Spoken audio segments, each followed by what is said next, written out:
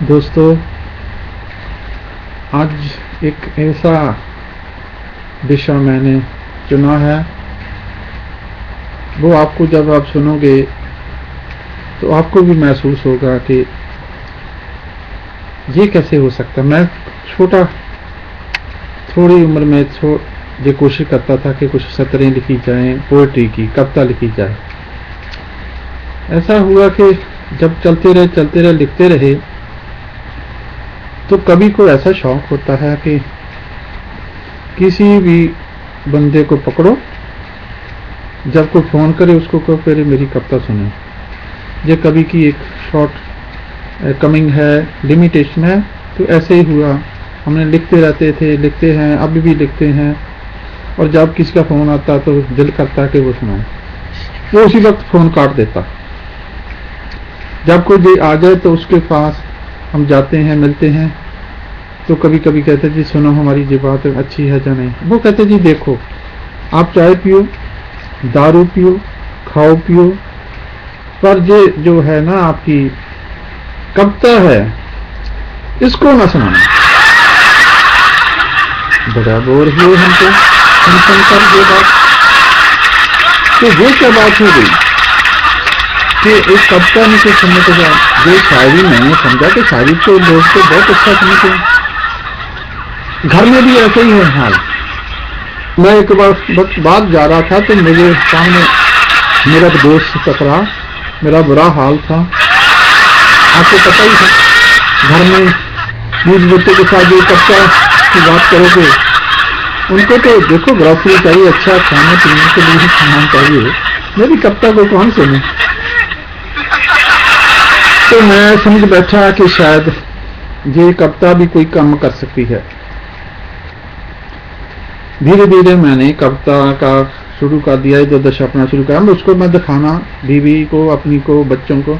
वो कहते जी देखो ये कविता ना दिखाया करो, हमें तो अच्छे अच्छे कपड़े लेकर आओ, वस्त्र और खाने के लिए कुछ लेकर आओ, जो हमें कविता नहीं चाहिए।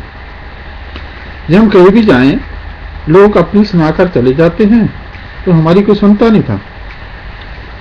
क्या क्या करें, हमने उसकी साइकिल स्टाइल, फोटो स्टाइल करके उसको बांटना शुरू कर दिया। एक एक ले लो भी, एक एक मेरी कविता ले लो। फिर भी कोई सुनता है वो पाट कर रबिश में डाल देते हैं, कोई सुनता नहीं। फोन काट दिए हैं, घर बुलाओ, दावत दो, चाय पिलाओ, फिर भी कोई कविता नहीं सुनता। तो मैं तो बड़ा तंग आ गया। उस दिन की जो मैं बात सुना रहा था उसके साथ ये ऐसा हुआ कि मेरे घर में युद्ध हो गया था, कपड़े फाड़ गए थे, पगड़ी गई। तो बाद में क्या हुआ कि रास्ते में वो कहता जी चलो डॉक्टर साहब क्या हो गया है, बात आज का है जी, क्या हाल बना रखा है। तो मैंने कहा भाई ये मत पूछो, आप तो अच्छे कवि हैं, लिखते हैं, ऐसा है। और मैं कहा ऐसी वो बात ना करो, वो बात ना करो मेरे से, मैं ये नहीं सुनना चाहता। कहता चलो हम घर से छोड़ा, घर को छोड़ो। मैं कहा तू चले जा, आप चले जाइए मेरे घर पे, मुझे ना लेकर जाए, मैं घर से ही आया हूं। एक जगह ऐसे हो गया कि एक मुशायरे में जाना था, बैठना था, सुनाना था, कर बाहर ही ना आए, बात ही ना आए, बात ही ना आए। कभी कभी बाहर ही नहीं आ रही थी, कोई बात नहीं कर रहा था। अपनी सुनासना का सभी चले गए। बात देर के बाद आई मेरी बारी।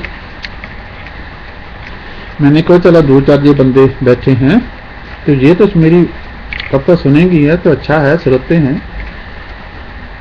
उस वक्त बाद मुझे याद आई कि जब वो कहते हैं जी भैया साहब मैं हमें कोई कविता में नहीं, हमें तो ये जो पड़ा है कुर्सी मेज इकट्ठे करने हैं, इसलिए हम तो आपको वेट कर रहे हैं कि आप जाइए। तो हमारा जो टाइम से हमने इसको साफ करके देना है, बाकी हम कविता सुनने के लिए नहीं बैठे हैं। हमने तो उस दिन से जो कहिया कर लिया भैया, कविता नहीं लिखनी है, कविता जो लिख लिया है बीवी को नहीं सुनानी, बच्चों को सुनानी है। कविता ना लिखना भैया, कविता ना लिखना, कोई भी छोटे आपको सुनेगा, कोई नहीं सुनेगा। कविता के साथ दोस्ती टूट जाती है, कविता लिखोगे।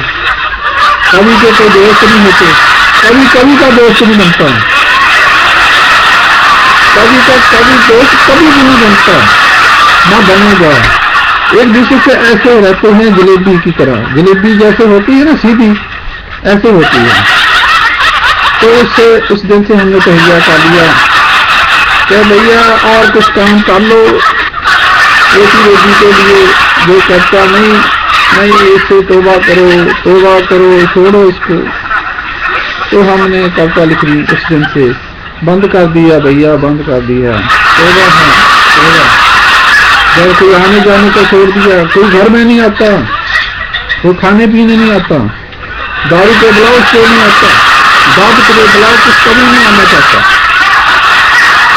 तो हमने तौबा कर दी है कविता को, तौबा कर दी है, तौबा कर दी है। छोड़ो इसको, इस धंधे को छोड़ो और कुछ कर लो।